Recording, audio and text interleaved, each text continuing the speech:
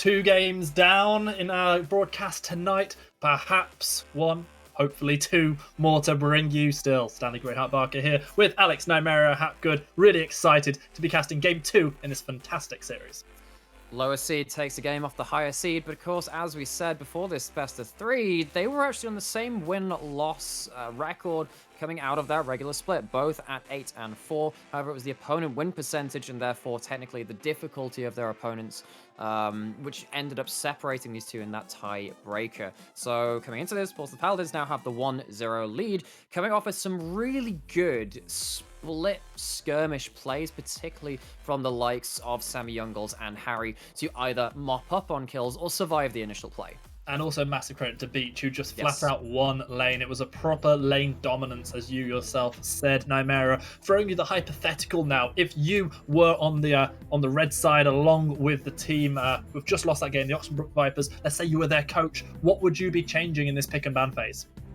You cannot pick lanes which are supposed to win and then not really play towards them, or in some ways kind of throw them under the bus. Remember that one gank towards top lane in that set and Ornn, where the Rammus goes up and then actually gets turned around in that TV2 because the Ornn is way too close to tower, has ultimate available to chase them down, ends up in a 1 for none to the side of Portsmouth Paladins, and means that winning side lane goes even further inside of that Ornn. And as you were saying, Beach did such a Herculean effort to win that side lane, and that's where things really started falling apart for the side of Oxford, because of course, as you were saying, they wanted to be the people with the priority on the map, the run of everything, so they could start picking people off with the Rammus engages before things kind of came into these larger teamfight situations. One of the sadnesses of that last game is that we had that FF just before sort of 25 minutes, which meant we didn't really get to a point where we got to see the mythic upgrades coming in, courtesy of Ornn, and maybe that's something that we get to see this time around. One single upgrade. We got the Duskblade upgrade, and that was it. Did we? I missed that one. But Zillion, Victor, Hecarim, Samira all banned away so far. So a lot of these bans very familiar. They're very similar to our last champ select. Also, please don't remind me about that last champ select. Oh, yes. Well, hopefully we won't have that shenanigans.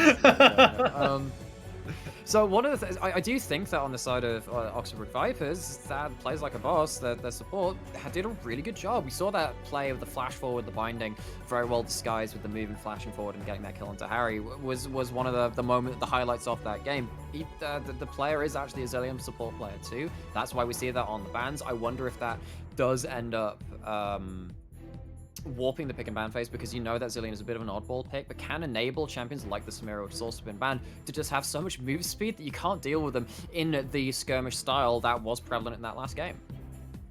Question for you here, as we see the Kazakhs yet again locked in for Sammy Youngles. I don't often like to do this because I do consider the champ select and these pick and bans to very much be your wheelhouse and your kingdom rather than mine. However, if I were to put myself in the hypothetical from last time round, I think one of the things I would have wanted to see changed would have been that Morgana pickup, maybe change to something like the Nautilus that you suggested during champ select, just to give a bit more agency towards the Jhin lane.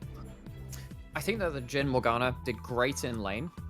And then we saw that one play where Morg roamed mid, and suddenly everything starts falling apart. Because if you're not playing from an aggressive standpoint where you are making the proactive moves, rather than you reacting to being run down by the Echo and the Kha'Zix, stuff like that, Morgana is such a pendulum-based champion on that, because if you are playing aggressively, Morgana has so many things you can do. Keep throwing out bindings and play very aggressively. But yeah, no, the Nautilus tends to be the go-to engage pick because it guarantees his own safety a bit more, and the amount of CC that a champion brings is so large. In the first game we had tonight, we saw that one Nautilus 4-man ultimate coming up to that Baron play, which pretty much sealed the game for his team. It's actually going to be the Lulu locked in for the side of the Portsmouth Paladins this time around, and we don't have, of course, that just support matchup locked in just yet. So I'm really interested by this. The Kindred was banned away last time around by the Portsmouth Paladins coming into the second phase. This time it's been picked up already for Franca. That Maokai has been locked in. I've not been told that it's a proxy pick, so it's entirely possible that that is going to be Battlesuit champion in the top lane. Of course, it could still be a surprise support pick. Meanwhile, it does look like the Jhin, which again, I will say it, one of the strongest champions to pick up in this patch, is going to get locked in for Jack W again. Good thing about these first 3 picks from either teams for the side of Oxenbrook Vipers, if they do want to bring this to an even 1-1 game record, is that they have a Maokai that's really good at shutting down short-range carries, and then a Jhin and a Kindred which can focus them down very, very well because they have either long-range engage or they have that mobility from the Kindred Q.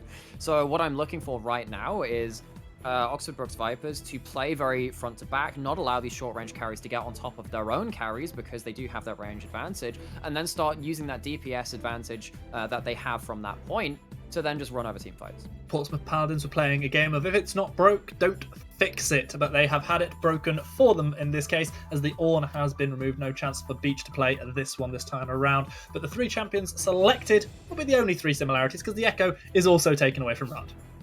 So less of that dominant side lane coming in from Portsmouth Paladins because they heavily won mid and they heavily won top, and that ended up extending into the side lanes, which allowed them, as we said, to get first approach to an objective and a lot of ability to just be available for plays because they weren't pushed at their own towers.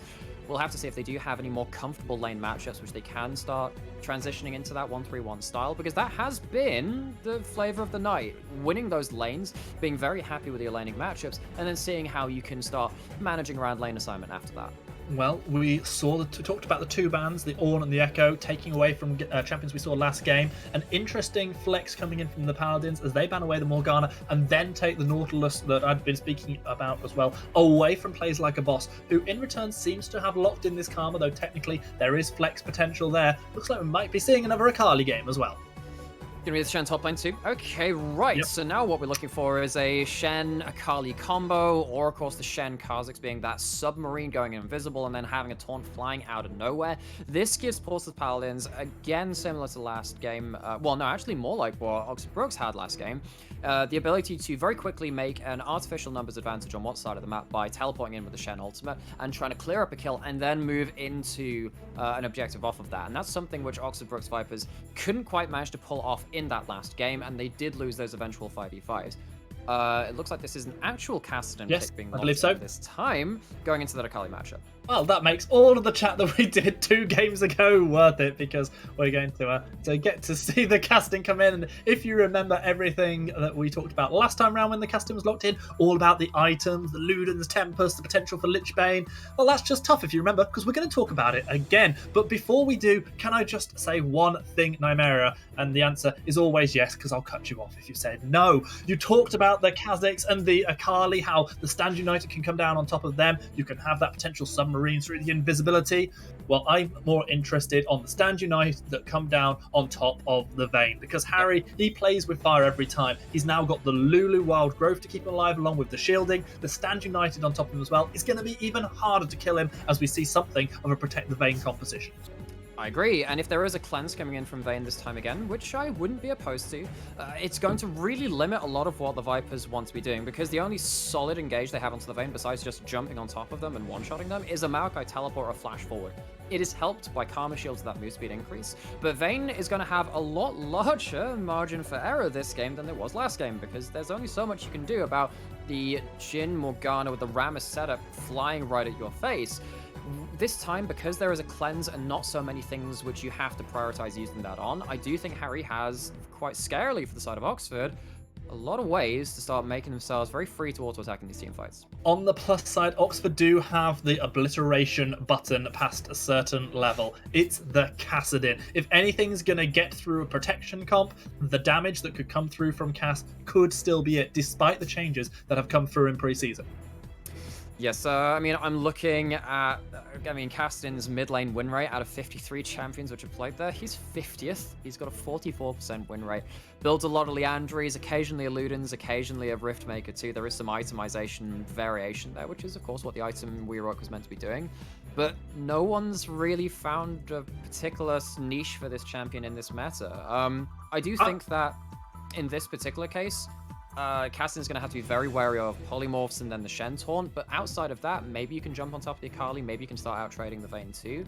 And if you can take the Vayne off the table, as you were saying, it is looking to be a bit of a Protect the Vayne comp, then yeah, you've done your job. But the question is, Mistata, how are you going to get those leads to get the amount of stats you need to one-shot that Vayne through a wild growth? I'm going to boldly go out on a limb and say I'm expecting to see a Luden's Tempest into a Lichbane into a completed Archangel's staff for the Kassadin. I feel like that will give the correct amount of burst potential while also enabling him to maximize everything that he needs to do to be able to do that insane damage, especially come level 16. Of course, if we get to level 16 and Harry's online at that point as well, we saw already, around 25 minutes what he could do with the Rage Blade, with the Kraken Slayer. That's going to be pretty scary as well. This game is set up to be an absolute stormer, especially the later it goes. I am hyped. How about you, Alex? Very, very hyped. A lot of itemization to be questioned, a lot of ideals and how you want to play this game in question 2. Got to see how these teams play their own mental game and who comes out on top. I'm hyped. Alex is hype. Build all that hype up, Twitch chat, and hold it in place for a moment or two because we've got to cut for a short break.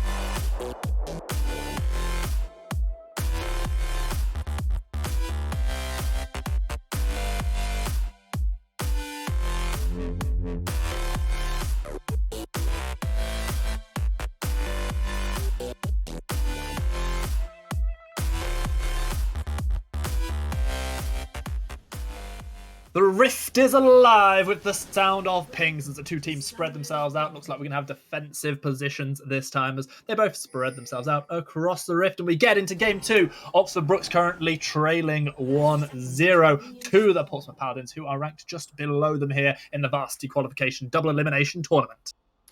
So we see the 5-man spread. We don't have a Nautilus, don't have a Morgana, don't have a Braum or an Alice or anything that really wants to get stuck in there at level 1. Guess there was the option of maybe a Twisted Advanced Start from Battlesuits Maokai. Won't be the case though. It will be just wards traded, particularly around that top side Raptor camp of the Oxford Brooks.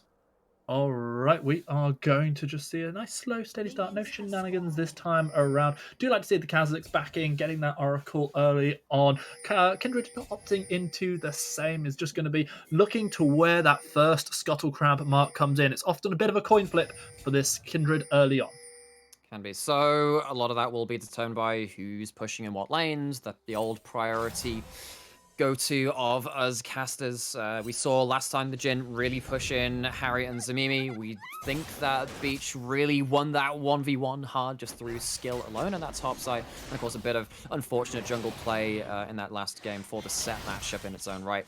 Going to be a strong leash for the side of the Kha'Zix, who is actually going to finish that camp a number of seconds ahead of the Kindred, and therefore Sammy Youngles does have a bit of a tempo advantage in this jungle start.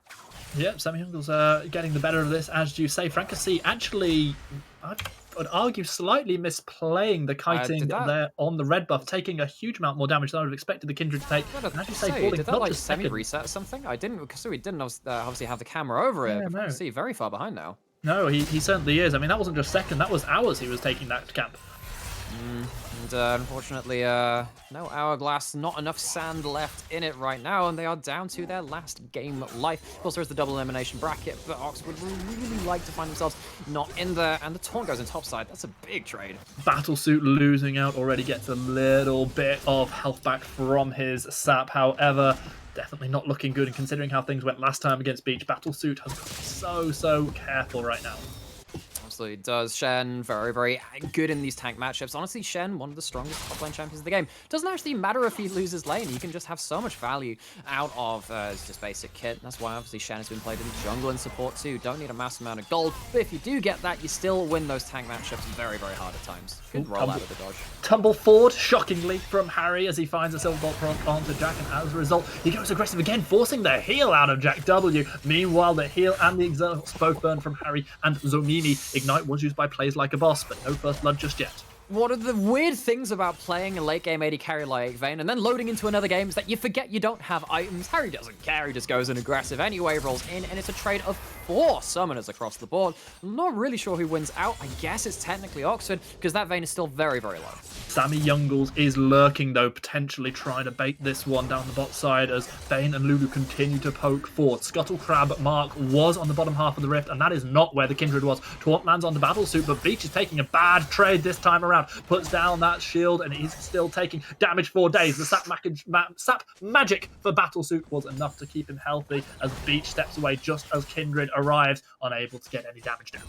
So Frankasy not able to get any damage down on that top side. Grass being traded for Aftershock, and it's getting pretty close. Cassidy not trading particularly well against the Akali, not managing to get that W down, and Rot kind of picking up after, again, much like Harry from the last game, playing aggressive and taking advantage in this lane. Yep, it's definitely looking good against the Portsmouth Paladins, finding themselves just a couple hundred gold lead purely based on the CS advantages across the map. And this time the Vayne finding it easier to trade even with Jack W's Jhin. Is one of the things that you want to do is this Karma and the Jhin against this duo from the Portsmouth Paladins. Deny them access to the wave. Don't give them a chance to farm. As you can see, they're getting onto the cannon. They're able to trade, but that's a big amount of damage back. Harry got absolutely chunked there. Had there been a collector in the game, he would have been dead for sure because his health was way below the 5% mark. We will call that calculated in this one instance alone. Unfortunately, like that calculation on the cannon, though, doesn't actually end up being a kill to the side of the Jhin. I'm sorry, didn't mean to throw under the bus like that. However, a bit of a feels bad for Jack on the Jhin. Jack, I'm sorry. Look, he can be a bit of a dick sometimes, Alex, all right? Sometimes. Don't take it too personally. Very nice today, Stan. Well, I mean, the good thing there for Harry is that it doesn't have to blow any summoners, and backs anyway, gets himself a Vamp Scepter. So Harry's in a pretty happy space, manages to reset at an appropriate time for the Vayne. Will be down a little bit in terms of that CS, backing with about 36 CS, well, with that 36 mark, as opposed to the 42, so a 6 CS advantage in the available gold to that Jhin, and has netted themselves a serrated Dirk for the Jhin, and we know how much, as we were saying last game, that lethality can go very far on that Jhin. It can. We didn't really see the extra kills coming on the back of it last time. There was a tumble forward, and in Harry's own words, a bit of lag that was the reason for Vayne's only death in the last game. We'll see whether the serrated Dirk can be put to better use this time around. Meanwhile, Beach goes for the taunt, trying to find some more damage. Has got level 6 available. Of course, that doesn't help him very much in a 1v1 because you can't stand united with yourself. Beach, you are getting eviscerated. Flashes away. Battlesuit flashes in response. Slams the 4. Gets first blood. Reversal of the first game at top lane matchup. It is Battlesuit operational in the top lane. Gets the solo kill. Bot lane's now the focus. Got a 2v2. Harry is going to tumble forward, going to get rooted by the deadly flourish. Sammy Youngles is here for support as well. Beach alive once more, does have the stand united should he need to join the fray.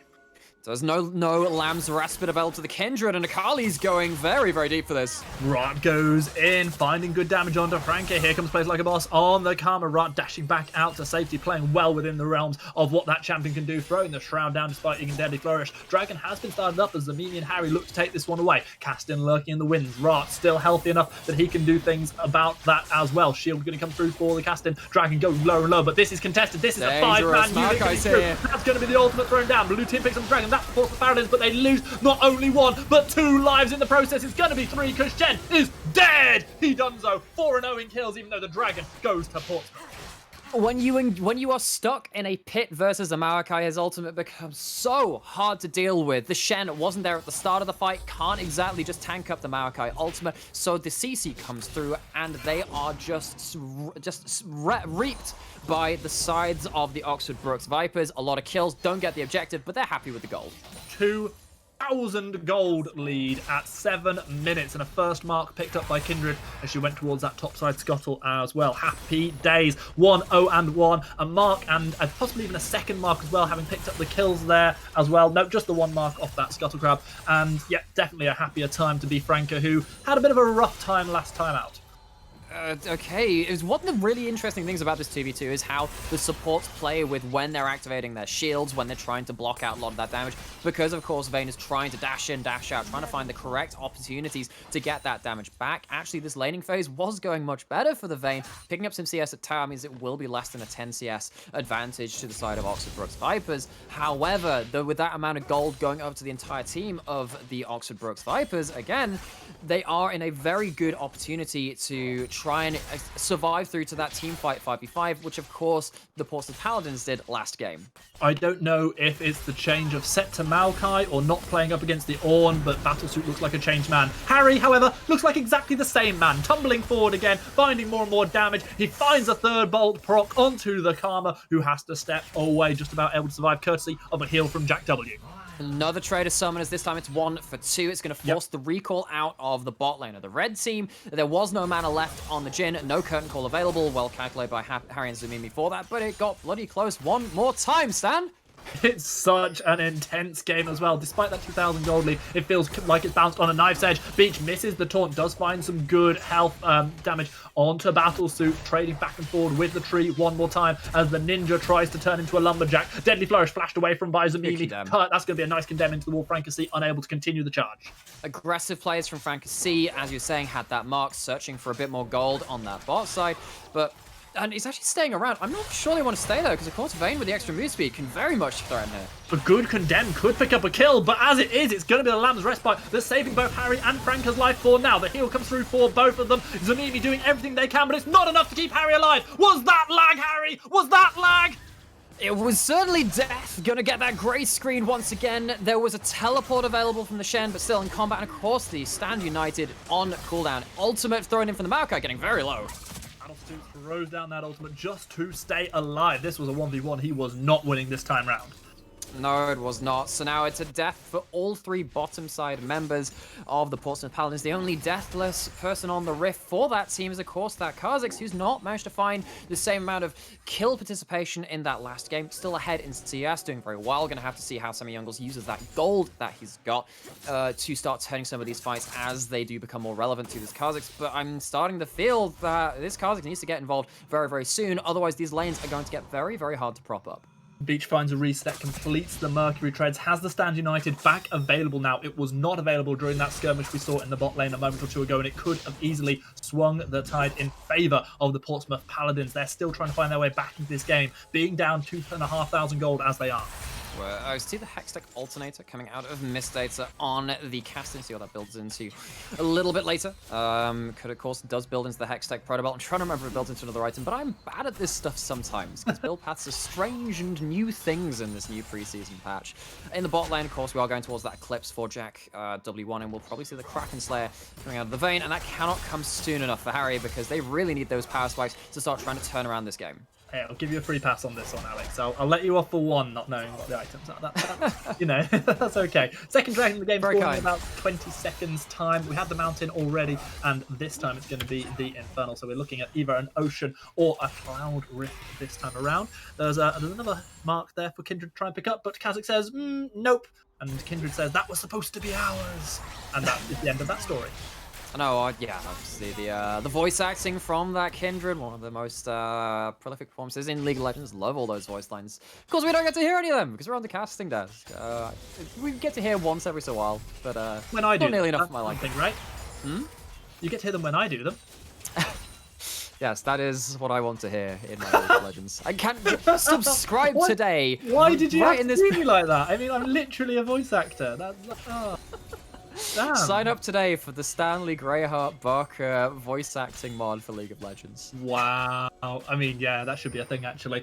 Speaking of things that are a thing, it does look like Battlesuit and Co. do not want to give over a second Dragon in a row. As a result, what do you mean? Speaking of things that are a thing, do you know how little that narrows it down?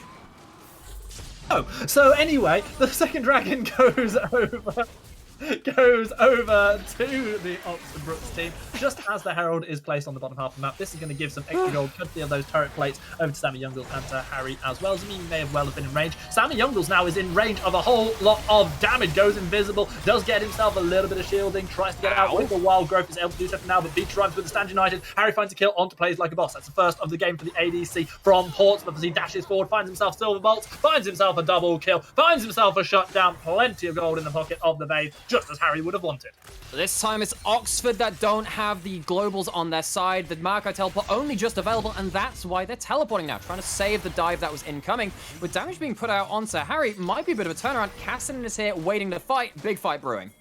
Data is here, has been swept out, and Bleach turns the attention towards the Castin, who goes, you know what? Discretion's the better part of valor. I'm going to step over this way, not even needing the Rift Walk for safety.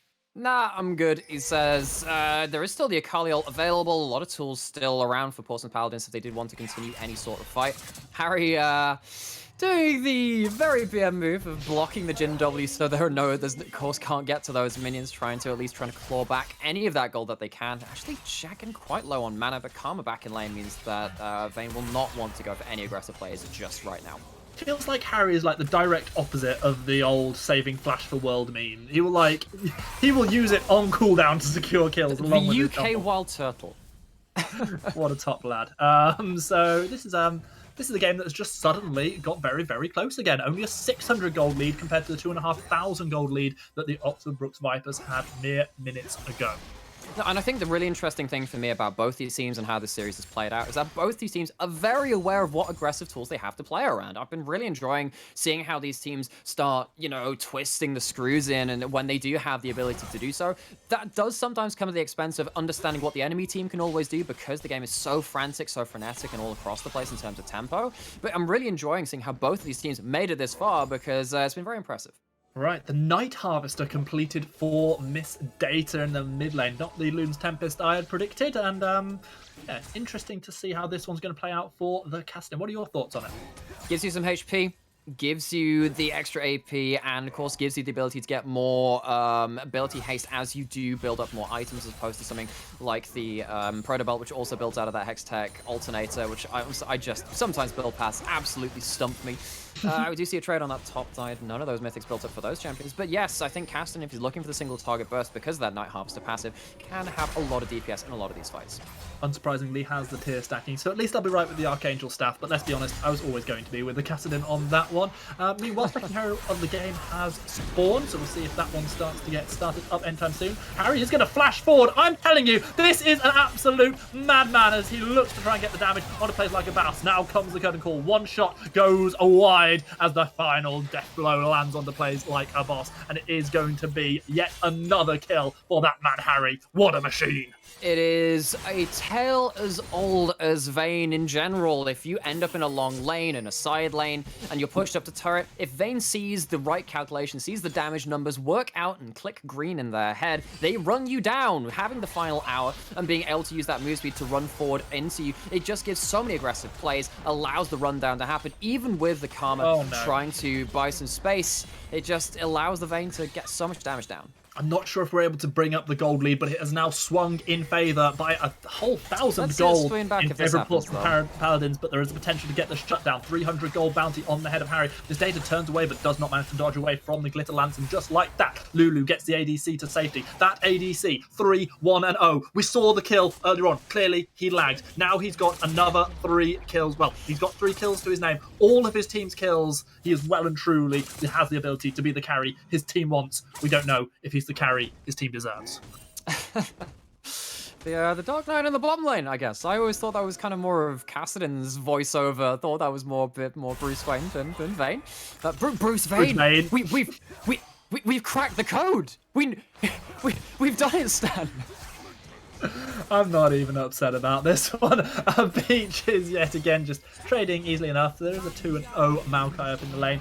And this is one of the things that, just a second, because Sammy Youngle's going very, very aggressive. Perhaps too aggressive here. That's going to be Wild Growth. Here comes Rod. Here comes Beach. Here comes the damage. There's the Lamb's Respite, keeping it alive. And now Jack so low on health. Flash from McCarty. Beach finds the kill onto Jack, and that's the damage coming through from McCarty that finds the kill onto Kindred. 2-4-0. It looked like Sammy Youngle's had extended, but with the teleports coming in from Beach and from Rat, that was a dunzo moment for Oxford Brooks Vipers as they lose yet another dragon. Oh, decisive macro plays out of the Paladins. Turn up with 2 people behind the enemy team and say, well, nothing personal, kid. Take 2 kills for their 2 teleports. They take themselves their 2nd dragon. So many 2s involved, all the 2s if this was a bingo announcement. And they take themselves another set of gold to go alongside it.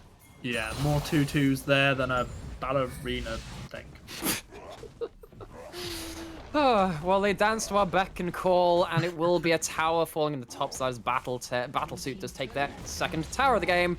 They're really trying to harp on that narrative.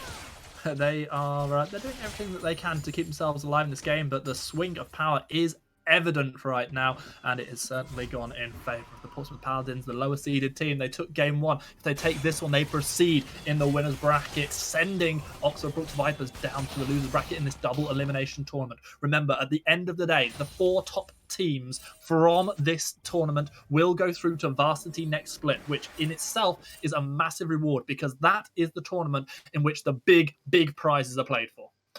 They are, and it also allows you to play against some of the best teams that the UK has to offer. There is a lot of there's a lot of talent within the university scene. There's a lot of damage to be seen too, but Vayne's rolling into all the damage. Here comes the teleport. This could be the shutdown. It's Cassidin who finds it. That is crucial as a kill goes over to Jack as well. Cassidin getting going 2-0-3 now, which is exactly what Oxford Brook Vipers need to happen if they have any chance of stopping the mad lad Harry.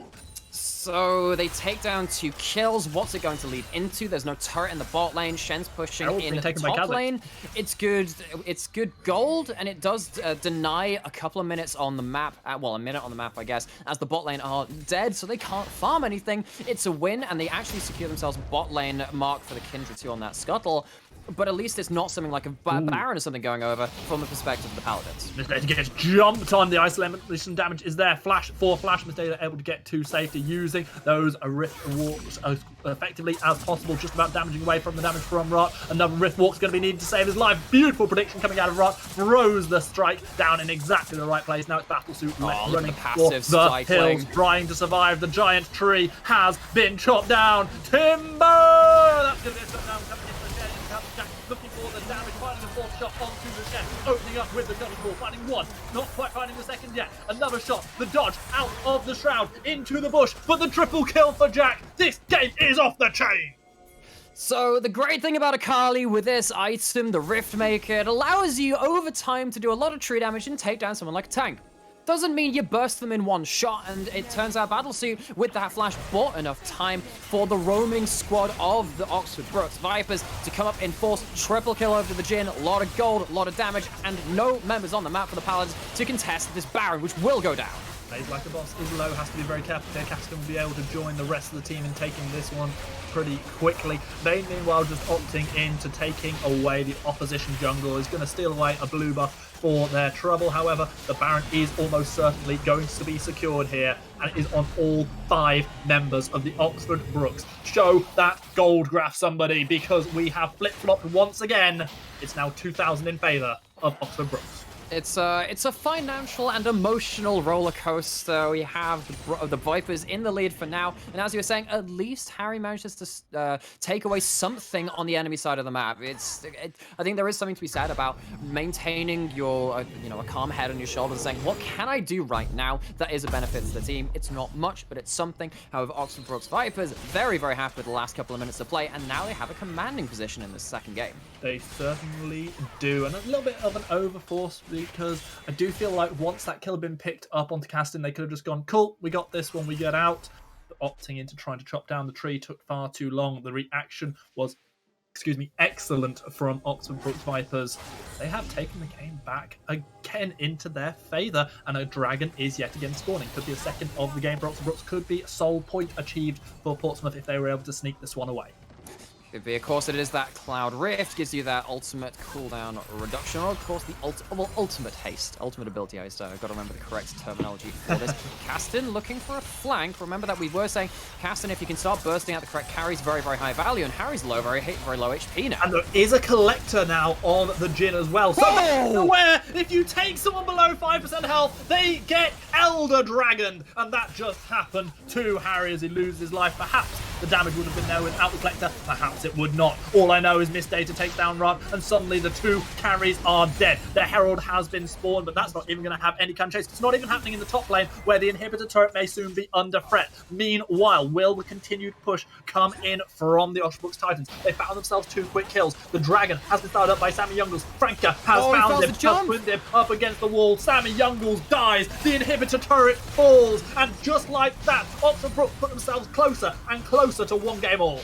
We're giving on. I think we're going to see ourselves a game 3. A lot of people alive from the side of the Vipers, and it's only this Vayne here to contest. We did see what the Collector could do. Dark Harvest, the Collector, it's a dark business for this Jhin who's looking for more kills. It looks like we see Oxford Brookes wanting to close the game out right now. Yet again, picking up 2 kills. Harry's and Mimi, they both fight it, and now it is going to be a really tough defense for Beach, for Rat to try and do anything. Battlesuit goes in. It's going to be Rat going so low, trying to find the kills, unable to do so, finding one onto the Maokai, but it's too little, it's too late. The Lamb's Respite saves the life of Franca as the final Nexus turret falls. Sammy manages to pick up 1 as he looks to get more, but is unable to do so. Game goes over to the Oxford Brookes Titans, Oxford Brookes Vipers on the back of a triple kill for Jack, who ends 8-1-7 on Jhin.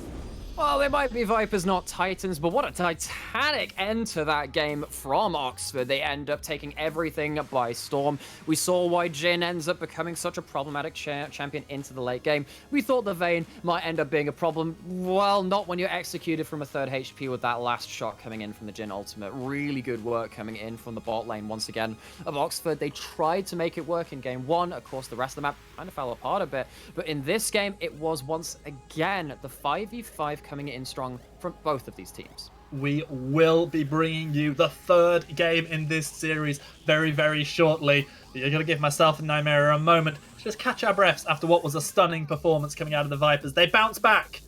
They bit hard. Will they be able to secure themselves a place in the next round? Or can Portsmouth do what they did in game 1? Find out in a few minutes.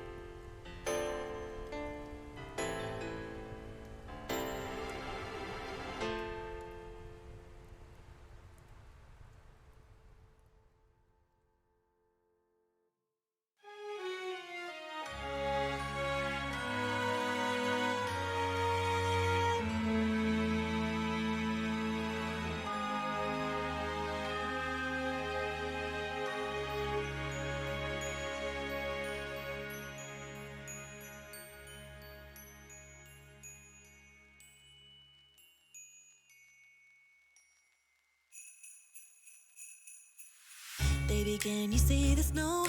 Wherever you are, boy, I need to know if I'm on your mind, like you stay in mine. Cause Christmas ain't the same here without you. Just another mistletoe that I can't stand, cause I'm on my own by the fireside. I'm so cold inside, cause Christmas ain't the same here without you, baby.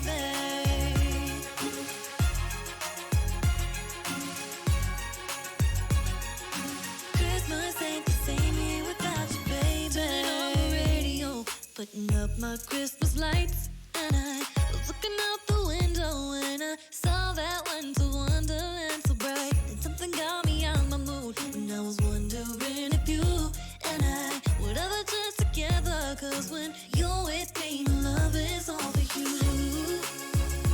Tell me, do you want me? Baby, do you need me? I'm thinking I know.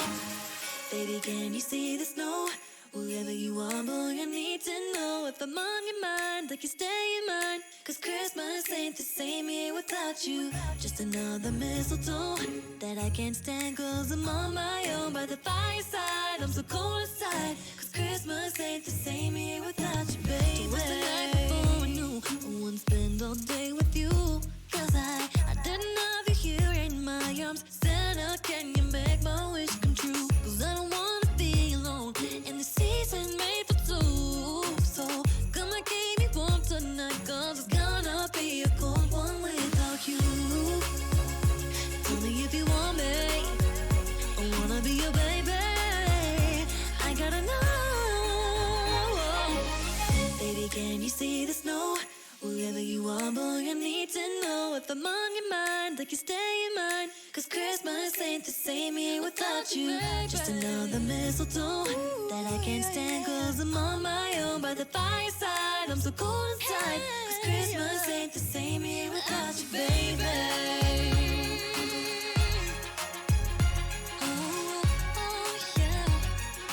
Christmas ain't the same here without you, baby.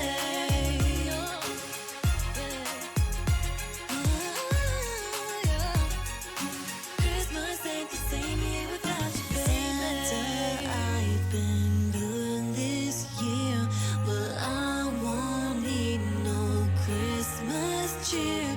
Always everything that wanted more. So tell me why he ain't right here just waiting for me at my door. Oh, yeah. Baby, can you see the snow? Wherever you are, boy, you need to know if I'm on your mind, like you stay in mine. Cause Christmas ain't the same here without you.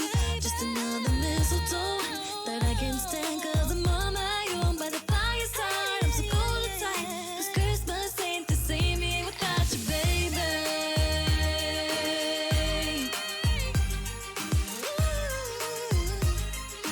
Christmas ain't the same here without you, baby. Without my baby, no. Yeah. Christmas ain't the same here without you, baby.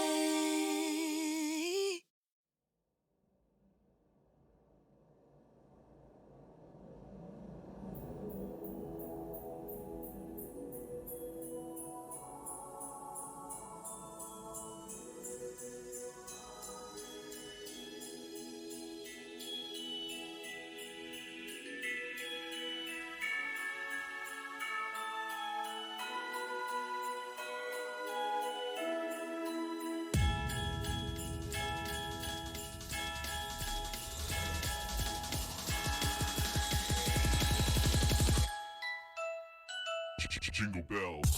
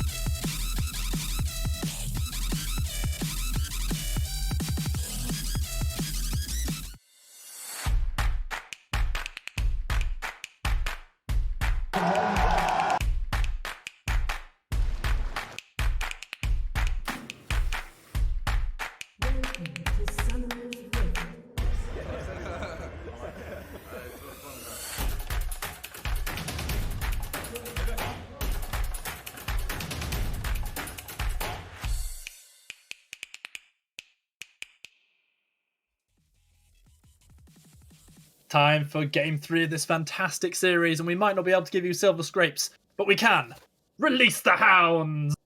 The Greyhounds have come to join us for expert analysis. Loki, what did you make of that game? Well, still more insightful than anything Nightmare is going to say. How's it going, Alex? Significantly worse now you've said that, Stan. Thanks. I guess we're here for game 3, and I'll let you talk for a bit. My favourite thing to do. We have seen 2 tremendous games. The Portsmouth Paladins picking up game 1 in dominating fashion. Less than 25 minutes forcing an FF out of the Oxford Brookes Vipers, who themselves took an early lead in game number 2. That lead, however, turned around, and it looked like Harry and the rest of his team, that's right, Loki, were doing really, really well. Pulled back the gold lead, only to see it swing back in favour of the Oxford Brookes Vipers, who equalised, made things 1 game apiece, took us to game 3. Only one of these teams can stay in the winner's half of the upper bracket here in the double elimination. And the thing which I'm really interested to see now is that, are we going to get a best of 3, not just of these teams, but of the Vayne versus Jhin matchup, which has been so prominent because of the way that Harry plays and the way that actually Jack W1 plays like a boss are very, very good in lane, and outside of it too, we saw in that last game too. The ending phase of game 2 was Jack W1 landing just the largest amount of damage onto Harry with that 4th shot from the Curtain Call, immediately removing him with a Dark Harvest and the Collector proc as well, just taking with the Vayne in the Protect the Vayne comp. So for me, I'm looking really forward to what's going to happen with this pick and ban with the ADCs. Are we going to see the Jhin band? Are we going to see the Vayne band? Or is it just going to be the honorable showdown for the winner takes all Vayne versus Jhin best of 1? So far, both games have been won by the team who are on the red side of the rift, if I'm not mistaken there. This time round, Portsmouth will have that in their favour. They'll be able to get that final counter pick. Is that right? Did they get that? Yes, that is right. I'm not completely imagining things.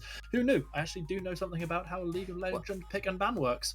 So I think Oxford chose blue side. However, they did win just on the red side. I wonder if that's... it alternates. It alternates. Yeah, yes. I think so. But I believe, given that it's game 3 and they were the higher seed, that they do have side choice for game 3. So they have.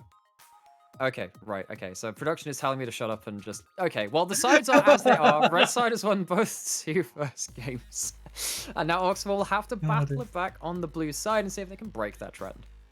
We will see if they're able to do that. Of course, one of the things which was interesting in that first game is that we saw the bans come through, and the first pick was the Jhin. It lost in game 1. It still got through pick and ban in time for game 2. It still was secured by the Oxford Brookes Vipers in game 2 as well. This time it picked up a win and was one of the most crucial parts of that victory. I personally don't think it gets through pick and ban again. I think that the Jhin needs to be removed. I agree. It's too good at shutting down the laning phase and making sure that Harry, even though he's a very proficient player and can get those 2v2 kills, is constantly having to find the gap in the armor, that one chance to pop off. And we saw that with the rundown kill when they just popped the ultimate, flashed forward, used exhaust, ran down the Karma as they tried to disengage their AD carry from that play. But it's just so close to the knife's edge, and every time you take that, there's a chance it goes horribly, horribly wrong. And I think if you do remove something like that, Jhin, it does give you, again, like we were saying in game 2, which we thought was going to happen with the Vayne, a larger margin of error to play around. Alex, we're seeing 2 things that we've seen twice before already in this series, with the Hecarim and the Victor being banned away. The Nunu being banned out earlier than it had been previously. The Zillion yet again banned away from plays like a boss. I think that so many of these champions are so odd to play around if you haven't practiced them that you kind of can't risk letting it through, particularly if it's comfort as well. If Oxford are comfortable enough on that Zillion support and it allows them to unlock something like a Samira, remember Samira's been banned all in both games as well, then it becomes very, very difficult for you to instinctively know what's happening with that. Actually, we are going to see the Samira banned away from Harry by Oxford once again. There it is. And it will be the Jhin ban. I like this a lot. In fact, I was just about to say I would happily bet a lot of money that Jhin is either the last ban or the first pick. It turns out to be the former of those two options, and now we get to see just what is prioritized. Will it be another champion for Jack, or will it be this Sejuani for Franco? And the former foremost pick has been removed forthwith from this lobby. The Jhin is gone, and the Sejuani is locked in. It is indeed. Now there is the opportunity for 2 power picks to be selected. Remember, every time so far we've seen that Lulu Vayne locked in together at the same time by the Portsmouth Paladins. Will they opt into that again? Good question. So the Sejuani's been locked in. That immediately signals melee laners to start setting up. And you do want something that can disengage effectively from the Sejuani. It's going to be the Ezreal locked in. Hold on a second, Alex. This is going to be Harry playing Ezreal. You talk about disengage. Those arcane shifts are only going in one direction.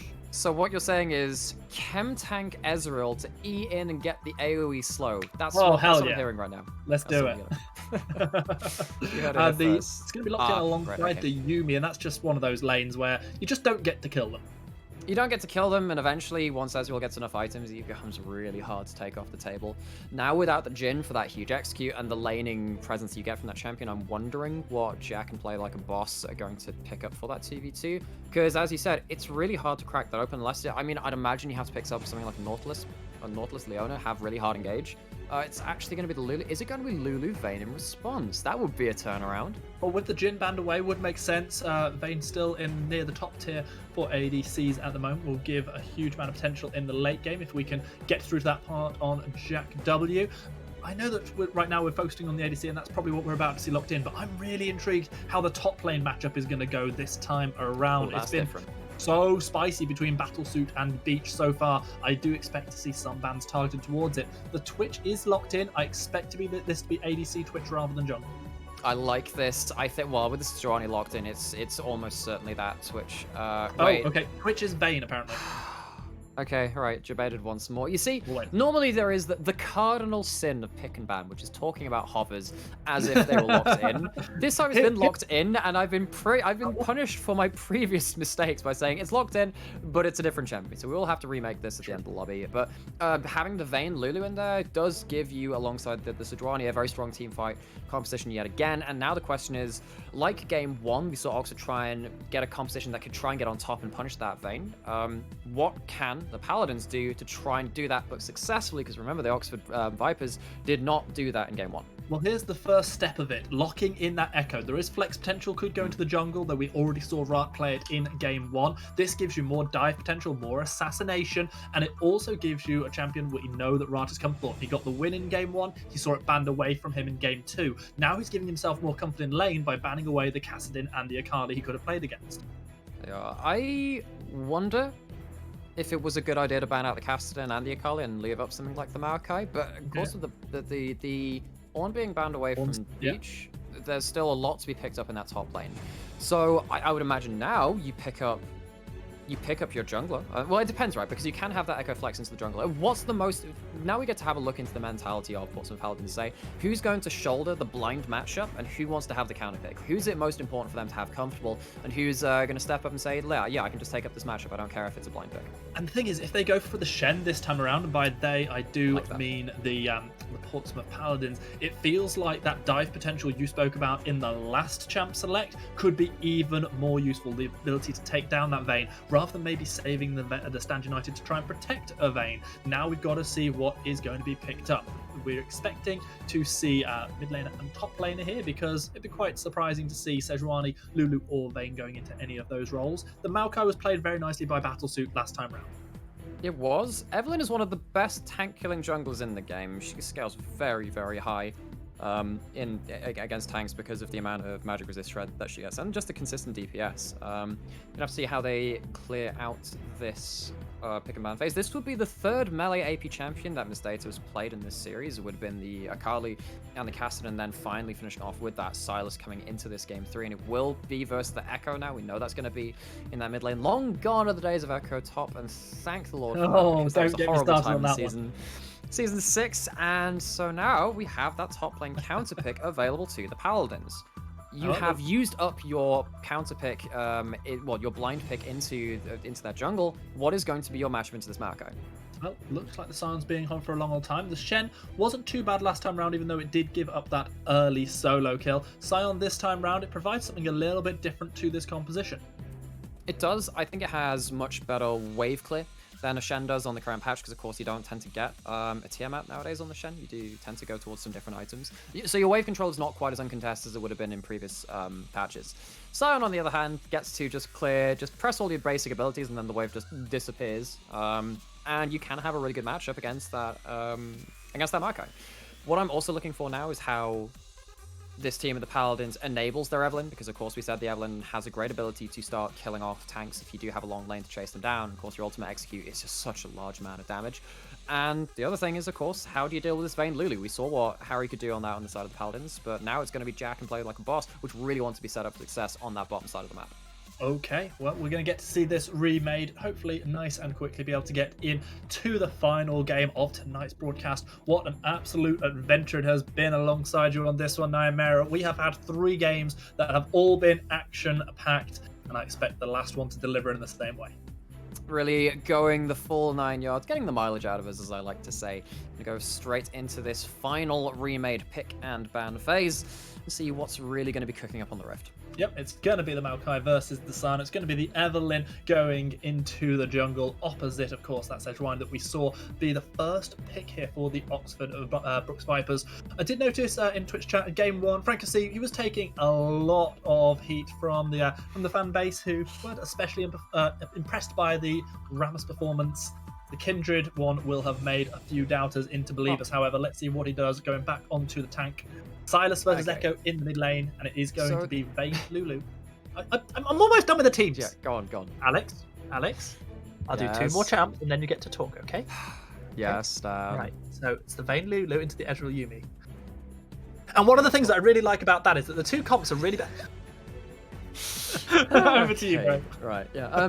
Like, in this paper, I shall discuss what Francacy couldn't really do in Game 1. If you're playing Rammus versus a Kha'Zix, don't really get to fight him, and that means it's more of a team effort to set up, prop up, and defend your jungler that can't win the duels. There are some matchups in the jungle you just don't really have an option to win at certain points in the game. And we saw immediately that Sammy Youngles did a really good job of getting in the face of that Rammus right in Game 1. And actually in Game 2, Sammy Youngles had some very good moments just trying to be a very effective battle ward, scout out the enemy jungler, and just impart yourself on the map. What Frankie did very well in Game 2 is make sure that Sammy Youngles didn't really have that same ability. The Kindred was much better in that matchup in the jungle, being able to have quite a lot of consistent DPS and then putting a lot of threat onto that bot lane as a course of that.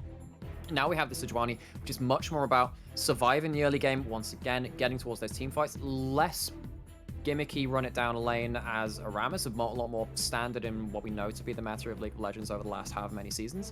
And this is setting up to be a really huge 5v5 comp from both teams, because remember, in the last 2 games, it has been the superior 5v5 that has come away with it.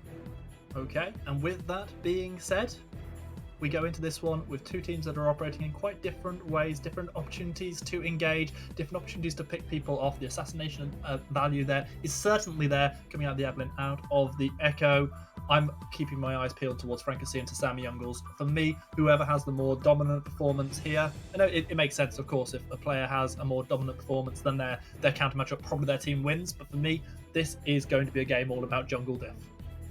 And you look at the Evelynn and you think, oh wow, there's no counterplay to an Evelynn. In a lot of compositions in the last patches or so, you could kind of say that Evelynn didn't have a lot of surefire ways to really shut down that champion. But now you're going to be into probably an exhaust from either the Lulu or the Vayne, a polymorph, a twisted advance, some hard CC from the Sejuani too. This Evelynn is not going to have a free ride in these team fights. It has to be has to be executed upon very effectively, because if this Vayne survives, much like in the previous games, it's going to do a lot of damage post 2-3 items with the Kraken Slayer buffs, with the percent HP against these tanks, and if you have your own tank stood in front of you, there is a lot of ways to buy that AD carry space. However, on the other side of it, if it comes down to 2v2s, 3v3s on the top side, I do see this Evelynn being able to pop off, and if you do get ahead on that Evelynn, things go very, very south very, very quickly. So yeah, I think you're right in pointing out that jungle matchup. However, once again, I do want to go down to that bot lane. I think the AD carries have been going at it for the entirety of the series so far, and for me, whichever of these bot lane gets ahead has done very, very well in these games too. Yeah, and let me just for a moment indulge me on this one as a former Evelynn main myself. I do feel like Evelynn has had some indirect nerfs coming through on this patch. Two of the key items that you would pick up, that the Nightbringer and also the Lichbane, both having had nerfs which definitely impact her negatively, does mean it's that much harder for her to get going. Another of the items, the Magi Soul Stealer that you see certainly in the solo queue Evelyns, is so dependent on whether you're able to get going or not as well. It's so much trickier for the Evelynn in the early stages. It's going to be tough. It is. I mean, one of the big things about getting a Magi's is that it's very cheap and it counts as a legendary item. So if you've already built up your Mythic, which you presumably have done at that point, you get the extra stats much, much cheaper than going for something like a really expensive item like a Death Cap or whatever. Also, Lichbane nerfed this patch. The thing about Evelynn's Empowered E is that it applies the your Sheen effects twice over. Exactly, yeah. So when you have a nerf from 50% AP to 40% AP on the Lichbane, it's actually a double nerf towards Evelynn. It's still higher damage than it was in the Season 10 patches as opposed to the Season 11 preseason, but it's still extra bits of damage calculation, which we do say so often on cast, that need to be taken into account by these players. It can definitely be the difference between putting a champion in execute range and not. So let's see if Sammy Youngles plays around that well. Did a decent job on the Kha'Zix. Will the Evelynn play out just the same for this assassin jungler? We have got Game 4 of the night and Game 3 of this series on our hands. The tension is brewing. Let it simmer for just a little longer, because we'll be back after this short break.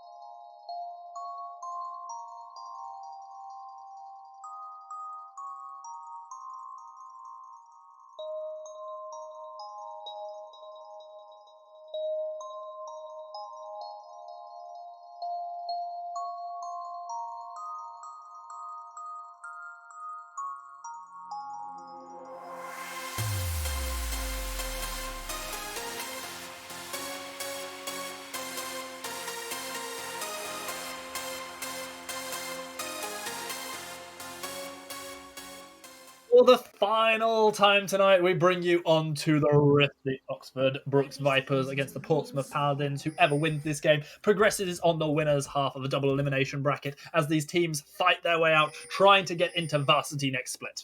Could not have hoped for a closer series. It's been back and forth in gold, in plays, in momentum, and in mental fortitude because it has been a high octane start to finish. And now we have one final act, one final effort from both these teams to secure or lose their place in the next round of the winner's bracket. I have a little list, and it's a list that I like to call champions I would not be sad if they were permanently deleted from League. Zoe. Zoe is on the list, don't worry. But fairly near the top of that list is a champion whose name starts with Y. And if you want to wonder why that would be, it's because this is the most obnoxious, irritating champion I think has ever been put into the game. You could have fooled me. Oh, big trade in the mid lane. Yeah, Rart taking the worst of that one. Miss Data having a good time in the early. Yeah, so Yuumi. Can we just talk about how much we all hate Yuumi for a moment, please? Well, I'm glad, though, she's not in the obnoxious state that she was upon release and shortly after that. Particularly with the Ezreal Yuumi meta, it did get a bit hard to deal with. It just seemed like every team had to find a way to deal with that combo as opposed to it just being situational. It was just strong in every situation, and once you had that 3-item Ezreal, it just got very, very hard to deal with. See, back and forth trading once again, this AP mid lane melee diving champion matchup, and the only trade there looked like it went towards Rut. Yeah, Rart getting the worst things earlier on, chugging that corrupting potion, and then bouncing back with a trade of his own mistake to get the worst of that, being forced under turret. Meanwhile, Harry and his feline friend bouncing around, trying to land those bouncing projectiles. The thing about Ezreal lanes, pretty much across the board for Ezreal lanes, a lot of it can be determined by how many Qs you hit, how aggressive you're allowed to play, and how can you force people off the wave after you have that poke advantage. So Harry and Zamimi get the early level 2. See, sometimes when the nameplate doesn't show up, I just think it's just the Ezreal alone in lane. And we do see this fight in topside though. This is going to be Franco coming straight in, forcing the flash out of the Scion, follow in return by Battlesuit, getting that knockback. Beach is going to get stunned up, rooted underneath the turret, Franco taking a turret shot. Beach able to survive, but he's going to have to recall and possibly teleport. That's the Time Warp tonic coming out from the Inspiration Runes inside. You see that burst of HP comes in after popping one of those pots, survives the gank, trade of flashes, but Scion, as you said, will have to make his way back to lane. The roughest of times for the Scion. However, decent amount of CS has been picked up before that back, and we are just going to see the boots picked up on top of an extra potion. Meanwhile, Franca trying to make that jungle diff that I talked about in Champ Select, forcing the flash out of Rart. However, what that does mean is that Evelyn hasn't been interrupted in any of the clear. Ahead in camps, going to go towards that bot lane scuttle. We have bot lane Prio, very dangerous for the side of Oxford to fight for the scuttle. Fighting out with Rart, looking for first blood. The ignites burning from both. Just from Miss Data onto from Rart onto Miss Data. That danger you spoke about is real. Frank having to flash over the wall did manage to secure the scuttle, but that's quite an expensive trade.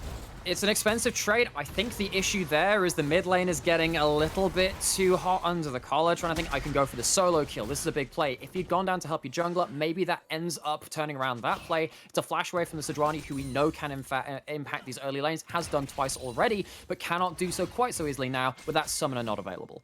Definitely is going to be a little bit tougher, and Evelyn now using that opportunity to look for a gank of her own, going towards the bottom side, isn't going to get spotted out in the tri-brush. Remember, Evelyn not invisible until level 6. Harry is purely baiting this one out. Jack is going to look for the condemn onto the wall. It's not going to happen. Here comes the charm. Harry flashing away, trying to survive, unable to do so. It's going to be placed like a boss who gets first blood. However, now two very, very low targets. Sammy Youngles finds the kill onto the Luli. Zamimi was left for dead. No chance to bounce to Eve, and it is going to be a 2-for-1 trade in favour of Oxford Brooks. Teleport advantage coming into play at 4.5 minutes into the game. Rarely do we see it to this level. I guess the bonus for Portsmouth Paladins is actually Evelyn's picking up a huge wave on turret, but it means that Ezreal is not getting access to that same farm. We talked about which bot lane we thought, well, bot lanes, if they get ahead, being very impactful this series. It looks like it is definitely going the way of Oxford Brooks after that first play. Absolutely is. It looked like a nice gank coming in, but with Harry just, again, maybe going a little too aggressive, a little too early, unable to do too much with the pressure coming down from Jack and plays like a boss. It was bad news bears for Portsmouth. They find themselves 300 gold down, but we've seen them come back from worse than that. We've seen all of these games be close. Right now, that play could have turned out in so many different ways. We saw that Sammy Youngles chose to turn back onto plays like a boss instead of following up for a kill on Vayne. Gets out alive. Harry's walking up way too far. Hey, what are you doing? Has got the support of Yumi, who will throw down the zoomies for a little bit of healing, but Jack has found the final silver block needed, and now Zamimi has no target to lash onto. Another silver block could have maybe found another kill, but in the end, Jack settles for the one. Harry's in too deep again. And it'll be more than the sum of 41. It'll be the sum of this series coming out of this 3-1 in the kills, and the Vayne is off to an early start. I do want to ask you what you think about the Sammy Youngles' decision to chase after what in the end was the kill on Plays Like a Boss, rather than following up for the Vayne in that situation. It maybe could have turned things around and maybe even saved the Yumi's life. I think that because they had to commit the flash, there would have been no way out because of the Silas teleport coming back. At least the Evelyn managed to survive. We actually see Frank getting into the top side jungle after Sammy Youngles has gone back to recall. Sion going to collect the wave at turret. It looks like Sejuani just going to be satisfied with checking where the camp's spawn timers are at and trying to get down some vision. So obnoxious from Battlesuit, stopping the channel of the from the smash of Beach. Meanwhile, managing to pick up a decent chunk of CS as well, going further ahead of the Scion, who of course was put under a lot of pressure by that early gank from Frankacy. Was done. Looking at where the gold lead stands, of course, it's only 500 gold. A lot of that will be, of course, between that, well, be in that bot lane, really, because of those kills picked up between players like a Boss and Jack W1. On the other side, still a 400 gold lead to the Evelyn off of camps and CS, going up towards that Night Harvester themselves, a nice item that was nerfed. The Lich Bane also been nerfed. So this Evelyn, like you were saying, probably going to pack slightly less of a punch as it would have done very last patch, as soon ago as just yesterday, because the patch, of course, does change every Tuesday. Well, every other Tuesday when we're casting on the Wednesday. That is how things work for us. An Infernal Dragon was secured by Sammy Youngles and the bot lane duo for the Portsmouth Paladins. This is going to mean an extra little bit of damage coming through from those champions. Maybe getting back some of that damage that would have otherwise been lost. We see Battlesuit throwing down the ultimate, and Beach responds in kind. Does actually that Vayne's going really far forward. A lot of damage return though. He's in the minion wave. Jack is playing his best impression of Harry, tumbling forward, taking damage. Jack almost finding himself dead this time to the Ezreal, who steps forward with the Yuumi for company, and this time it's Harry who's able to step forward aggressively. Sammy Youngles has the ultimate, looking for a potential execute, but Vayne does not back in a greedy position. Doesn't. There is no ultimate, no summoners from the Lulu. There's a polymorph, very dangerous prospect. Harry might try and go for that chunk after that essence lock has had landed, but it looks like the Evelyn's been spotted out, and now it's, whoa, Echo overpushed. This is going to be yet another gank coming in as Frankacy continues to make the plays, finding the stun down. The ultimate is available for Rot should he want to try and get himself out of this one, but it's going to be tough. He decides to go back with that Chrono Shift and is going to flash himself away, trying to dash, trying to get out. Miss Data says, not today, Rot, and that's another kill picked up by the Vipers. And what has been a bit of a rock for the side of the Portsmouth Paladins in that mid lane is not going the side of Rut this one time. Silas now getting ahead. It looks like this Echo not really respecting where the Sejuani was on the map for not the first time in this game. Remember, of course, that flash was blown earlier into proceedings of Game 3, and now we are left with 4 kills to 1, still very even in gold, and at least the Evelyn picking up more gold from that mid lane wave. That's a lot of damage coming in from Miss Data again. The Rock in the mid lane not doing too well, but the Viper Randy Orton has been, the Viper Miss Data has been striking time and time again. Yeah, Sammy Youngles almost finding out just how much damage Miss Data could do with that Hextech alternator. Okay, so what's the next thing going to happen? Ultimate not available for the Sejuani and misses the Arctic Assault. Oh, Sammy Youngles is going to get rooted up, however, and you can already see that things are not looking good for Sammy Youngles. Has got the ultimate flashes as well as the ult away. Meanwhile, Rot trying to get the damage on Frankacy instead is going to find himself rooted down. A Battlesuit of Miss Data have come to protect their Sejuani. Bristle rise to safety. The move Rot speed gets flashed upon, still manages to get out. Chilling Smite from Sammy Youngles. Turret shot onto Miss Data. Ultimate thrown down by Battlesuit. It's chaos, but nobody dies. It's not even in the bot lane, and both teams find Jack all. No kills, a lot of chunks, some ultimates traded, but there is just so little in between these plays. It can go either way so quickly. Vayne in this series, and I don't remember a single tumble going backwards.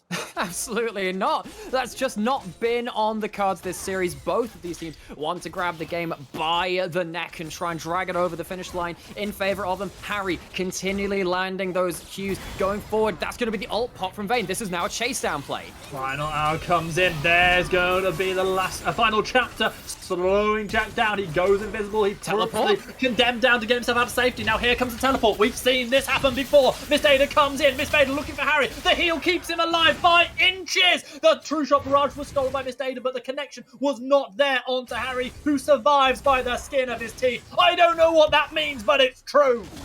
There is, well, I couldn't have got any closer. Battlesuit also cancelling the teleport on the top side of the map. That could have turned around so much. We said in the previous game, actually, Sammy Youngle's still looking for a play, doesn't have that ultimate, and Jack gets out alive. Very, very clean plays, I guess, but really, you just cannot tell the way these fights are going to go.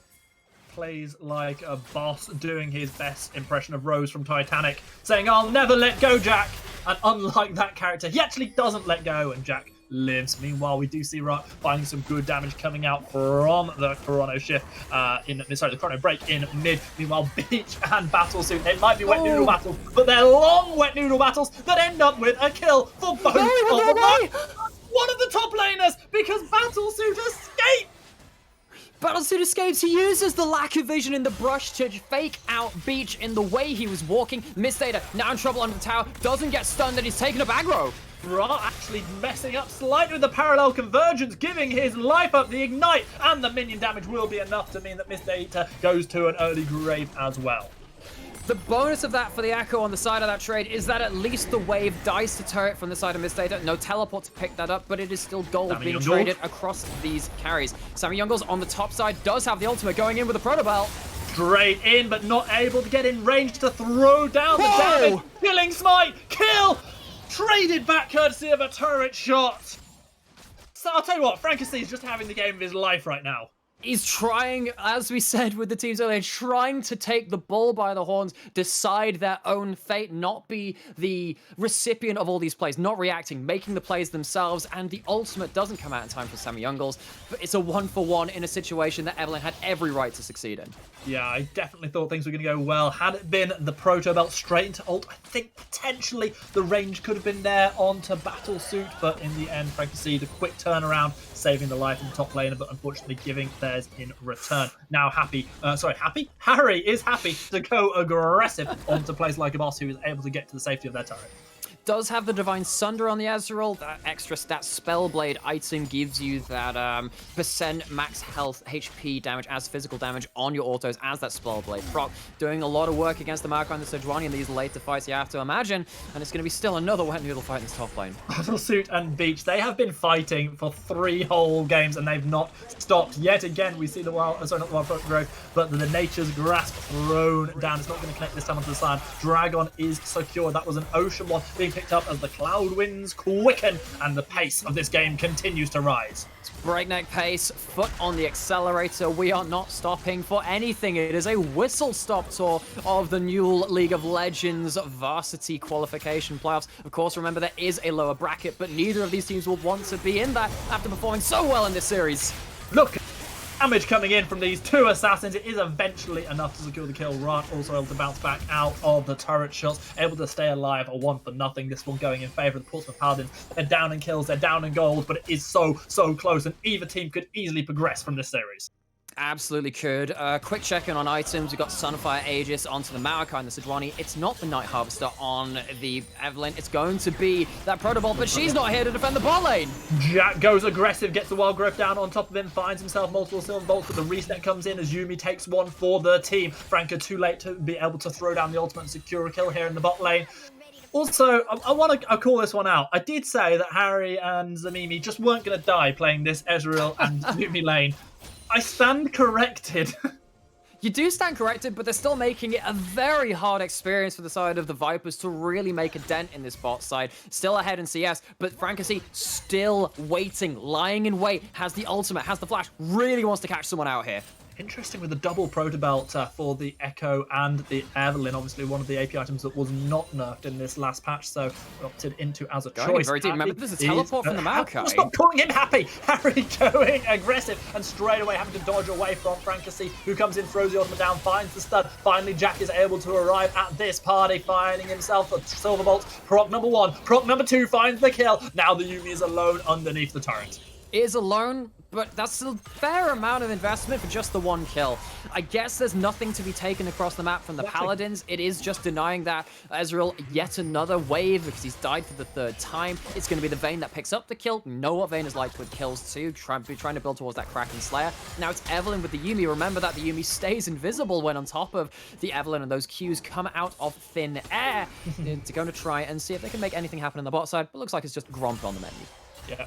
Meanwhile, looking at the CS numbers, massive credit to both Rat and Harry over the 130 mark here as we approach 16 minutes, keeping themselves well and truly in the game. It's part of the reason why this gold lead is only at 500, despite the turrets and the plating and the kills that we've seen going over to the Vipers.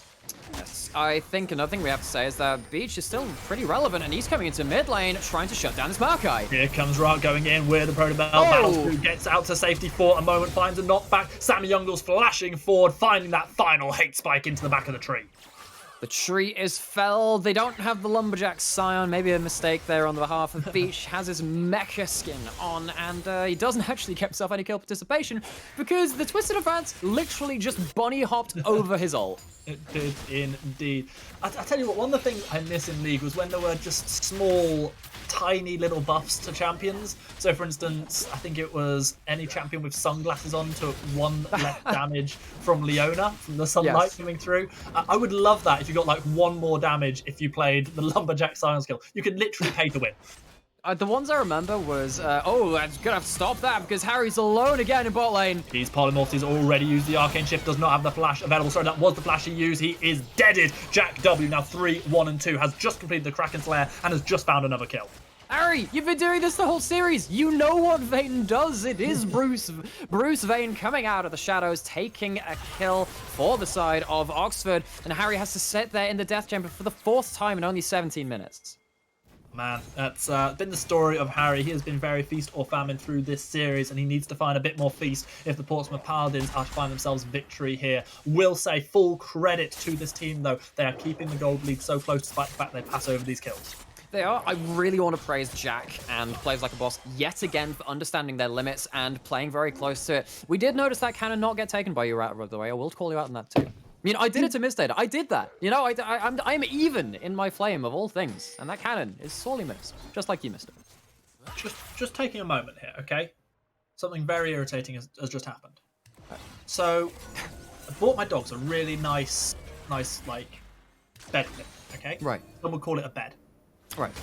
And one of the dogs was just like, no, I'm the only one who's having this one. And so I bought a second bed. Right. Same dog sort of would always say to other dog, no, can't come on this bed. Now they're both on the same bed. Ah, right. And the second bed's just lying in the corner unused. Well, see who's going to be making this bed and lying in it, because it might come to a head at this dragon fight. Soul being fought over from the side of Portsmouth Paladins, and there's an parallel convergence coming into that brush. I do just love listening to you trying to like go, what do I say to this? And you said exactly the right thing. The question is, will exactly the right thing be done here? This could be soul point secured, and it is going to go the way of Sammy Young. The question is the damage here? Here comes the wild growth. That's enough to keep Mistdata not only healthy, but thriving in this fight. But look at Harry putting down the damage, as we know he can do. Vayne is the one who secures the kill, and it is Jack who's the ADC with the damage at the moment as Beach in undead form tries to chase down plays like a boss. That is going to be another kill going as Battlesuit is yes, maybe, no, yes, dead! That's going to be Vayne with another one onto the Evelyn. Stun lands into the wall. Double kill comes through. Zamimi will be chased down. That's going to be a triple for the Vayne. The third dragon was indeed secured by the Portsmouth Paladins, but 3 quick kills were secured by the Vipers, who at the last second lose their mid laner. What a tumultuous turn of events. The dragon is claimed by the Paladins. No soul, just the soul point. They have the soul point. Right. 3 dragons. They get themselves a whole host of kills. They do lose 4 people for it, and that gold has mainly gone over to Jack on the Vayne, who has been playing so aggressively and so effectively this game. We saw that Harry stayed alive throughout the majority of that fight. It just wasn't enough. And in a really key moment, we saw that Maokai finally make their way into the backline, force out the cleanse, and mean that Harry was just running on the back foot for so long. It wasn't like they had Iceborne slows to buy more space. The Yuumi ult was used very early into the fight. No way to turn around that fight again. And Oxford Brook's Vipers find a way to win the consistent DPS check. It's true where you say that Harry was running away from that fight, but the damage he was putting out from those Mystic shots as he ran away was pretty intense. But in the end, it was Jack who thrived yet again. 7, 1, and 2 on this Vayne pick. We have got an absolute thrilling finish building up in this game. The gold lead is now extended to just around about 2,000 in favour of the Oxford Brookes Vipers. They were the higher seed coming in, perhaps the favourites coming into this game, but never right out the Portsmouth teams, the Pirates, the Paladins, whichever competition they're playing in, whichever iteration of their form they are always contenders, and they will continue to stay that way until the last moment. Will do. But each team in this competition strives for excellence. They're hungry, and preseason does open a lot of doors where you can start adapting better than teams that may have been dominant on previous patches. This game has become so close, and we cannot still see an eventual winner. It's within 2,000 gold at the 20-minute mark. You see the Vayne and the Lulu pushing up in mid lane. And will the next play come from these junglers trying to make an engage? The invisible Evelynn, the long-range engage Sejuani, trying to find a play.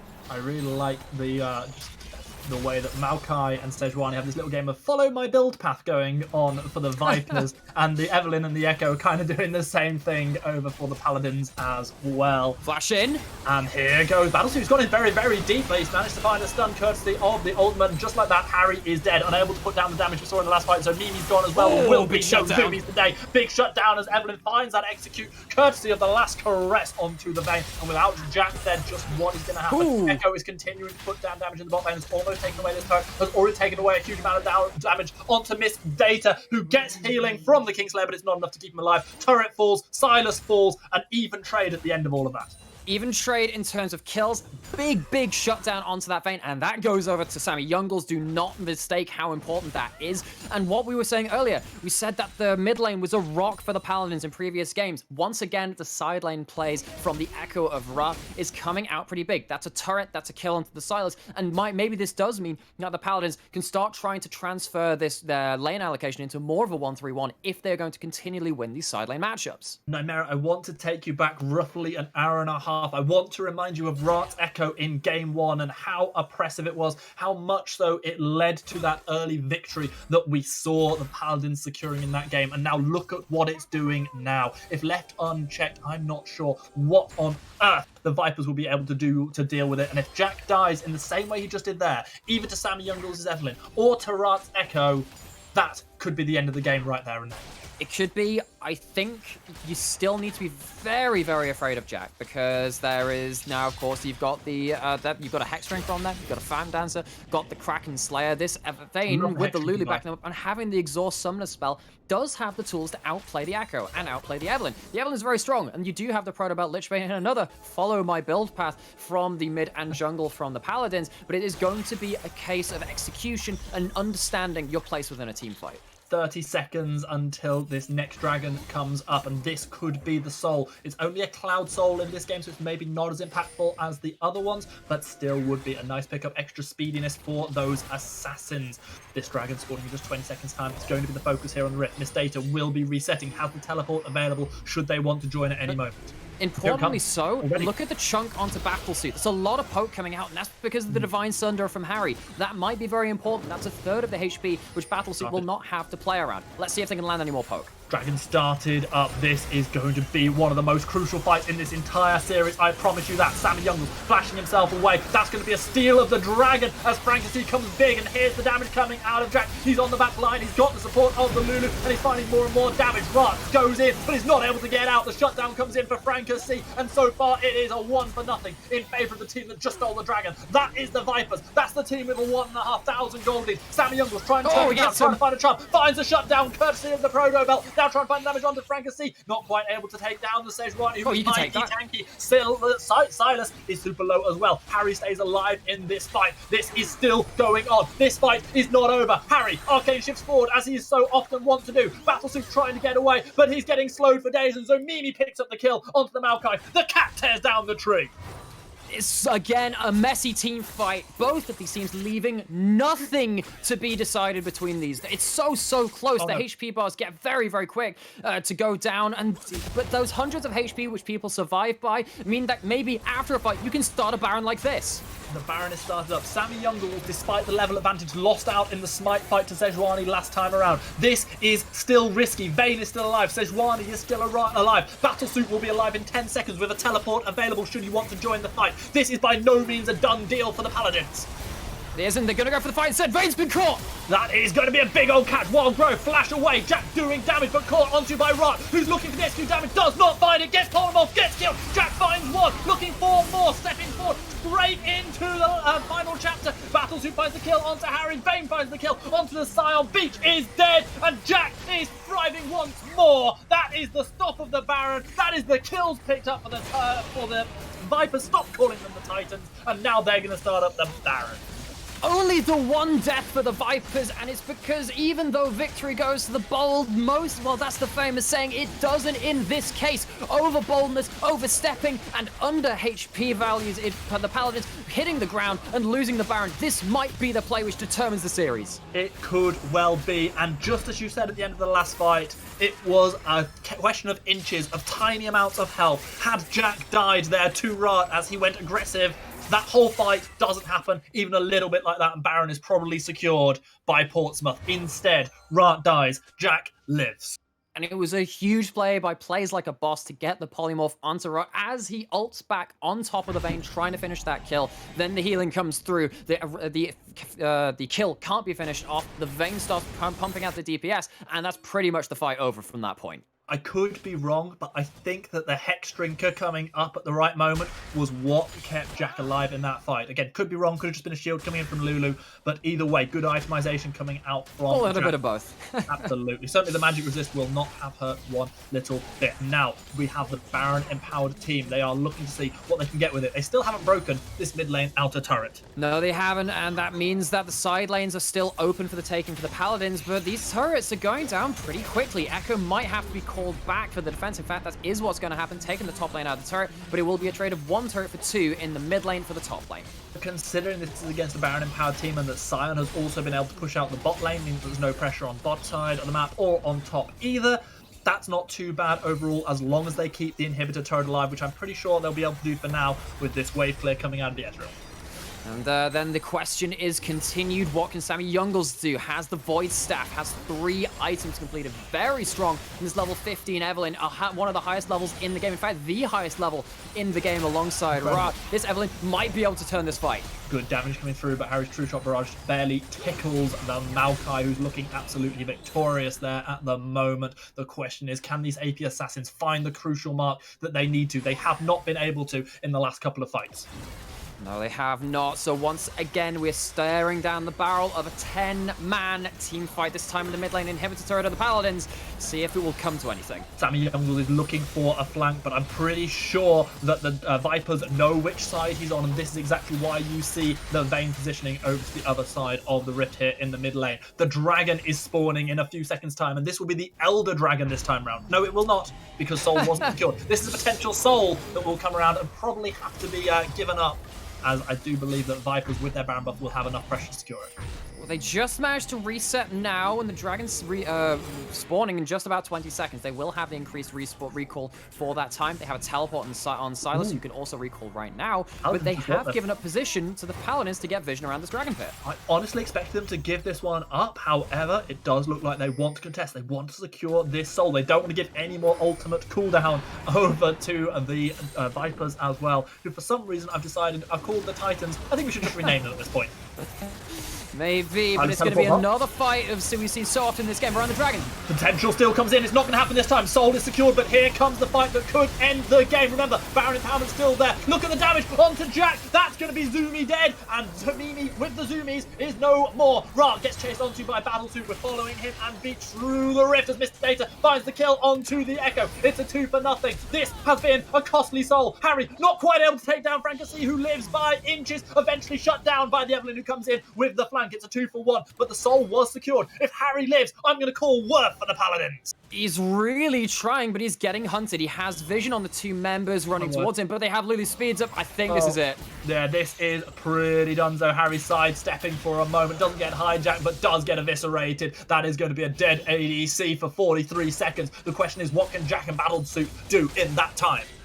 Good question. There's no Baron-empowered minions. This time, the Evelynn is alive, doesn't have ult, but Yuumi is there to maybe give the extra stats to them. Maokai's caught up in tower aggro. They could look for a fight here. Yeah, this is going to be aggression coming in, and the Wild Growth there. Sammy Youngles gets eviscerated. Rod is coming back in a couple of seconds' time, but Jack doesn't care. Stepping forward, looking for a second kill. The Silver Rock prot is absolutely huge from the Vayne. Jack does step deep. Rock comes in, does manage to find the shutdown, but the inhibitor turret is already dead. So is the Lulu. Battlesuit trying to do what he can. He's pretty low on mana. It looks like he's going to get chased down by Rod, who came back from the grave at just the right moment. But here comes Miss Days in the opposition. Mid laner, it's a 2 versus 2. Mid and support versus mid and top. Who will win? The answer may surprise you. Rot finds the damage, finds the ability to chrono break back. Miss Data going lower and lower. Dash from Rot, sidestep from Rot. He's finding all sorts of plays, but the Kingslayer's keeping Miss Data healthy. Oh, and now here comes the Sejuani. Shutdown comes in as Echo finds the kill onto the Silas. Now the chase down, the parallel convergence, the true shot barrage. Battlesuit running for the hills. He's tanky. He's not tanky enough. Double kill comes in. Now Franca's being chased down. This is goddamn madness.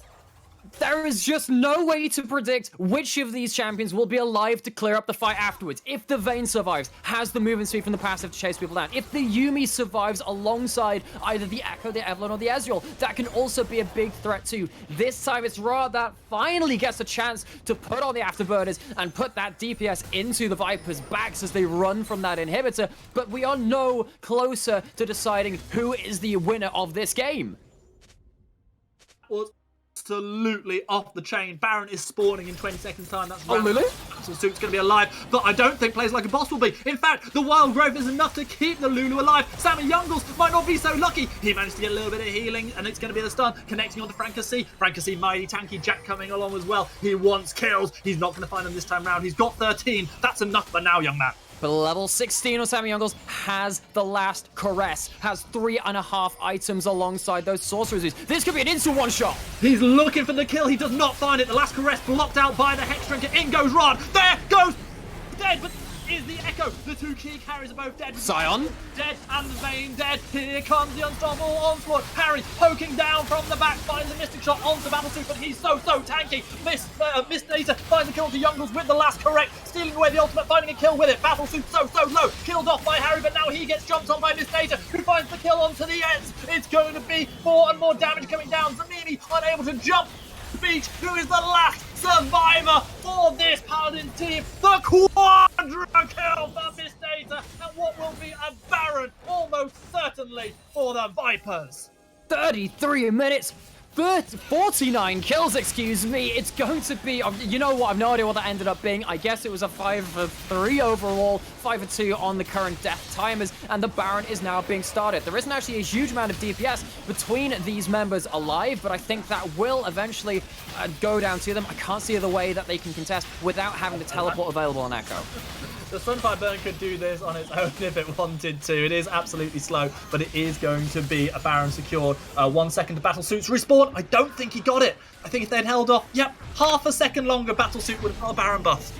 Echo was hunting for targets. The empowered recalls will see them out safely. Important thing about this Baron, it will last over until the Elder Dragon spawn. This time it is an Elder. The soul was claimed by Portsmouth Paladins, but it isn't helping them cleanly win these team fights. It gives them the extra movement speed. Yeah, that's cool. It has allowed them to get on top of some of these carries every so often, but it hasn't allowed them to keep themselves safe enough in enough of these situations. We see the Cyrilda's Grudge coming in from Harry now. It's extra armor penetration, ability haste, and it actually slows enemies too when you damage people with abilities. That might end up buying enough space for them. We'll have to see how important that item is, because Harry got in way too close in that last fight and was shut down so quickly when he was the last remaining DPS source from the side of Paladins. Need to see a step up from him, because he can be the person to carry this team in if the Vayne is off the table.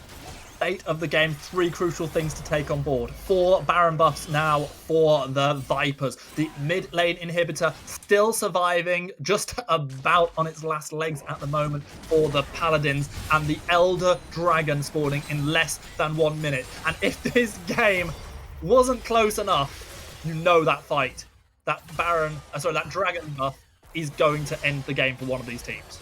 I think it has to. I think only if it's a 5-4 and one person is left alive, that's how the game continues. We do see Sammy Youngles on the flank again. Does have, again, like we were saying, huge amount of items and is going for the kill. Look, Hill, last arrest, not enough, but Harry finds the kill onto Jack. The Vayne is dead. The question is, can... Huge damage. The answer might be no. Miss Davis does manage to find the kill onto Sammy. But That's it. There's got to be it. The triple kill. The quadra kill. Real hot off.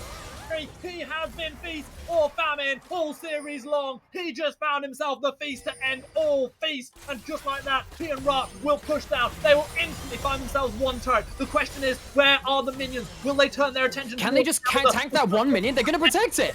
A tanky beach. Harry poking down this turret. It is not long for the world. Look at the damage that's being put down onto these turrets, onto this inhibitor. Ra chasing, looking for plays like a boss. Gets polymorph, doesn't manage to find the kill. However, the turret is already going to fall. Remember, there are no minions. There is no backdoor bonus, but it just doesn't matter. The Baron empowered. They're backing off. Harry, no.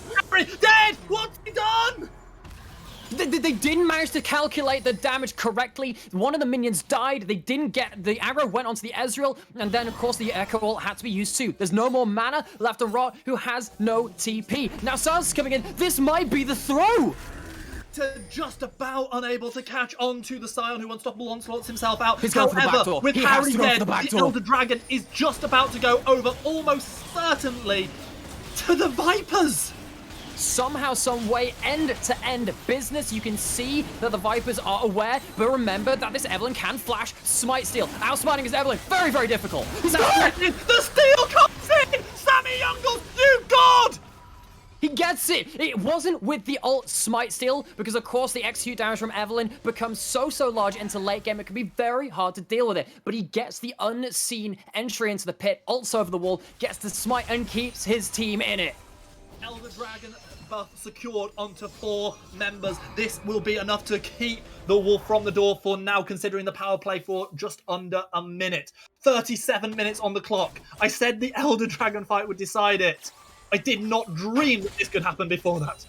Absolutely not, but that's the beauty of competitive League of Legends. You just cannot predict so many things at the end of the day. When it gets to late game, when it's within certain gold margins, anything can happen, and we are here for it. Where were you when the Vipers and the Paladins went toe-to-toe in Game 3? What an absolutely game. This is a game befitting of a final of a tournament like this. We're getting it in the second round. That's how good the Newell brackets are going to be. Make sure you stay tuned in next week when we bring you this third and fourth round. Just the third round, I think, a best of 3 of this very, very tournament, because you know it's going to be great games. Hell yes, it will. We see the Blade of the Ruined King built up by Harry on the Ezreal on the other side. Full crit build coming out of Vayne. No Rage Blade this time. Infinity Edge, and got that last item. Execution is calling for that healing reduction, which is coming a little bit late against this Yuumi. Remember, this is an open Nexus. If Evelyn gets onto it with the Lich Bane, that could just be game over. There's such a large amount of AP. There's like 3 autos to kill. They're literally just going to walk up to it. Go for it. Nothing they can do to stop it. Right, he gets knocked up, but he finds the damage. One already obliterated, but Youngle's dead, but Beach steps forward. He finds that final blow. Next. And just like that, the Portsmouth Paladins close down one of the most epic games we have ever had on the North Stream. And what I can say about that is heaven help whoever is up against the Vipers in the lower bracket, because they've shown everything they have got in this best of 3, and they should be team to be really feared in this lower bracket. However, they are in that lower bracket. The Paladins stand true. It was hard. They were tested, but now they have been forged in this second round and go on victorious. What an incredible, incredible series. Normally we save this sort of semi-finals, finals, but I'd love you to give an MVP for that entire series. A horse. There were no horses in the game. I think it has to be Sammy Youngles. I think that Evelyn ended up being far too much of an issue in that Game 3, ended up being the person who got that huge burst of damage down onto Jack in that one fight around the Raptor pit. Of course, it was finished off by Harry. But then remember in first game too, that Kha'Zix ended up getting so far ahead of the Rammus, holding them account. The second game, yeah, didn't really find as much advantages. Honestly, I'm so caught up in that game 3, I could hardly remember what happened in the minutiae of the first 2 games. I think this was absolutely a team effort. We saw Beach in game 1, Solo winning the top lane and then giving his team a massive advantage in the Ornn versus Set matchup. We've seen Rut win almost all of these lanes in the mid lane too, and then going into side lane plays. But I think really for me, it was a lot of that jungle carry. And you see in that game, super high level, super high damage, and really, really pulling his weight. Normally, I try to avoid straight yes or no questions, but I'm going to ask you for a one-word yes or no answer to this one. If Eve goes in, does not steal that Elder Dragon and dies, is that game to the Vipers? Yes. Absolutely is. Absolutely is. Yeah, no, it's what I thought, but you know what?